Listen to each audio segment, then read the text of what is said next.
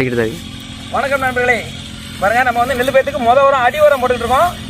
அடி உரம் அப்படின்னா அது கூட ஃபேக்டம்பாஸ், யூரியா, அப்போ அதுக்குரிய களைக்கொல்லியும் போடுது. இது ஒரு பார்த்தீங்கன்னா ஒரு 8 நாள் போட்டுக்கிட்டு இருக்கு. இந்த உரம் போட்டால் தான் ஏற்கனவே இருக்க மண்ணில் இருக்க சத்தை எடுத்து கொடுக்கும். உரம் வந்து அப்போ தான் அந்த பயிர் முத வரும்போதே ஸ்ட்ராங்காக வந்தால் தான் நல்லாயிருக்கும். குழந்தைக்கு எப்படி நம்ம ஹார்லிக்ஸ் பூஸ்ட் எல்லாம் கொடுக்கமோ அந்த மாதிரி அடி உரம் தான் இருக்கலே நெல்லுக்கு நல்ல பலனை கொடுக்கும். இது பார்த்தீங்கன்னா குருணிக்கு ஒரு 10 கிலோ போட்டாச்சுன்னா சூப்பராக வரும். குருணிக்கு 10 கிலோ வரும். அது போக களைக்கொல்லி போட்டாச்சுன்னா களைப்பறதுக்கு ஆளே விடண்டாம். அப்படி பார்த்தா தான் விவசாயம் பார்க்க முடியல, வேறு வழியே கிடையாது. ஆமாம், உரம் போடுது, உரம் போடுது. இன்னும் ஒரு உரம் போட்டால் போதும், 2 உரம்.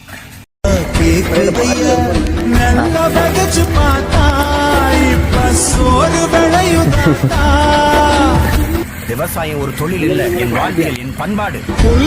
அங்க இருந்து வருமா உழவு சொல்லி கொடுத்த பரம்பரடா.